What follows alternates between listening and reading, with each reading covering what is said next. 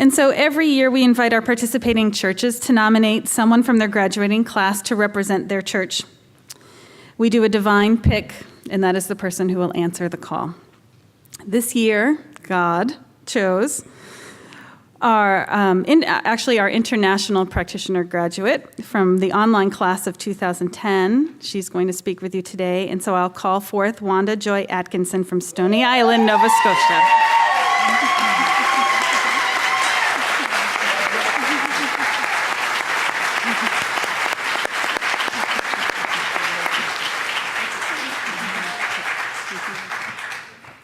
Good day, everybody. I'm joy-filled and honored to be here today, and I'm so glad that you could all come here to share this most special and significant occasion with us. I am Wanda Atkinson, and I'm one of the 36 practitioner students graduating today. And on behalf of the practitioner class of 2010, I'd like to thank Reverend Alice for the all-important call, calling each of us to our beingness and to our doingness as a practitioner in the world. Now, as a practitioner student, the first thing I did when I found out I was going to be responding to the call was I looked to see what the founder, Ernest Holmes, had to say. And in my search, I found many universal truths that he shared, such as all is God, all is love, and perfect God, perfect being, perfect man. I read about infinity and immortality, the one mind and universal law. I discovered how my thoughts create my reality. Now, the one thing I didn't see was any instructions for today. So what I decided to do was to use my practitioner training and some of the tools that we practiced over the last few years. And the students will probably agree with me. As practitioners, we do a lot of meditations, visualizations, affirmations, and affirmative prayers, along with the occasional homework, and they'll probably be shaking of the heads. There are the ever-present lists. So what I decided to do, speaking of lists, I thought I would use one in preparing for today. And 3 things came to mind: dedication to our studies, we never stop learning, and friendship. Now, these 3 words are some of the basis for some of the most predictable and boring speeches ever written, which is exactly why I put them on a piece of paper and immediately burned it. Now, my other plan was to do this presentation using visualization. And I would come up here, and I would lead you in a visualization where you would imagine the greatest oral communication you ever heard. You would just sit back and picture me saying all kinds of motivational and intelligent things, and every time I would say something funny and do this, you'd clap.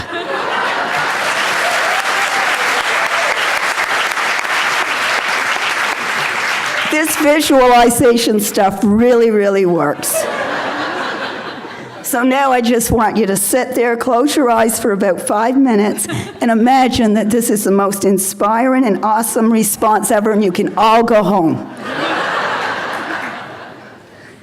Now today, I would like to share with you about the call, which is individual to each one. And Reverend Alice has activated the call, which will inspire my classmates and I for the work that is to come. My call came while I was living in Portugal. I had never been to a United Center for Spiritual Living, nor did I know a single person involved with Science of Mind. So one might ask, how did I end up graduating as a practitioner, never having heard of Science of Mind? My call did not come in the form of the almighty, I want to be a practitioner. I didn't even know what a practitioner was. My calling came in the form of a burning desire to take a course, and the subject matter was a little hard to define. But after asking for and getting clarity, I read an interview by Louise Hay that suggested at least a half a year of Science of Mind courses would benefit anyone. That was my answer. Now to go about finding a way to take Science of Mind courses while living in Portugal, since there were no centers and no practitioners there. But I want to assure you, there is always an answer if Spirit calls. The consciousness of science of mind had expanded a few years ago, and thanks in large part to Reverend Christina.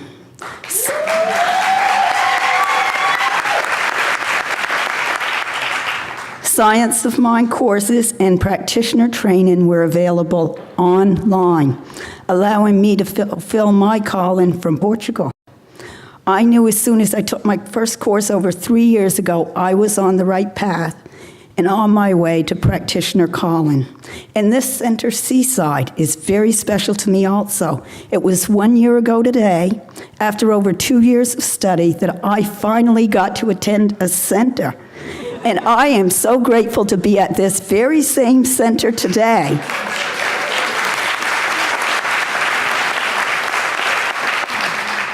Now, everyone graduating today heard their call and honored it. Every person here has been on a wonderful journey that has brought them together with other like-minded people.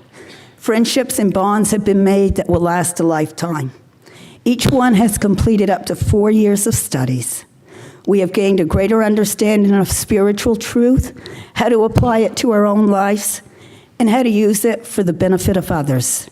Now it is our time to take our studies out into the world to reach other people all over the world who might be in remote corners and have a calling, or they might be nearby.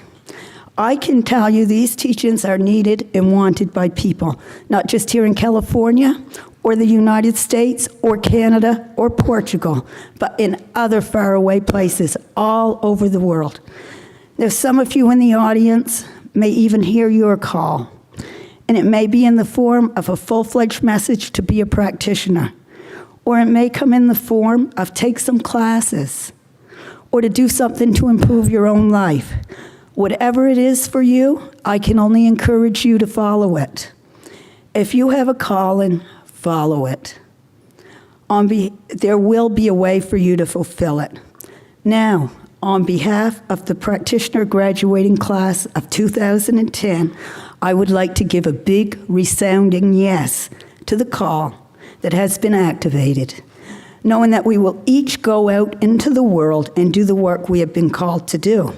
Now, I'd like to share a poem with the graduating class. It's called Promise Yourself.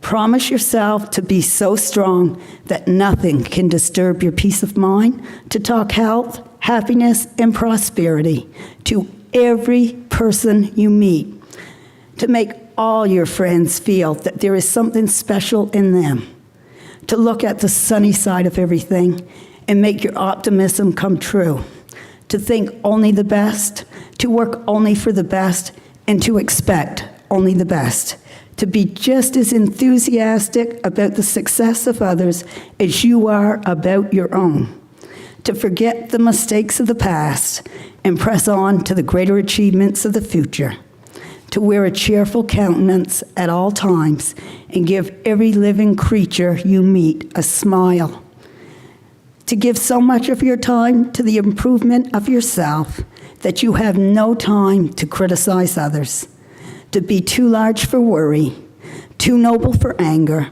too strong for fear, and too happy to permit the presence of trouble, to think well of yourself and to proclaim this fact to the world, not in loud words, but great deeds, to live in faith that the whole world is on your side, so long as you are true to the best that is in you. In closing, I would like to say absolutely yes, on behalf of my classmates, to the unique and individual work we are destined to do when we leave here today. Each graduating student is a shining star and has their unique place in the universe. I wish you all happiness, joy, and fulfillment as you go about fulfilling your own unique and individual calling and contribute to the good of the universe and all human beings. Wherever your call leads you, that is where you will find your treasure. Thank you.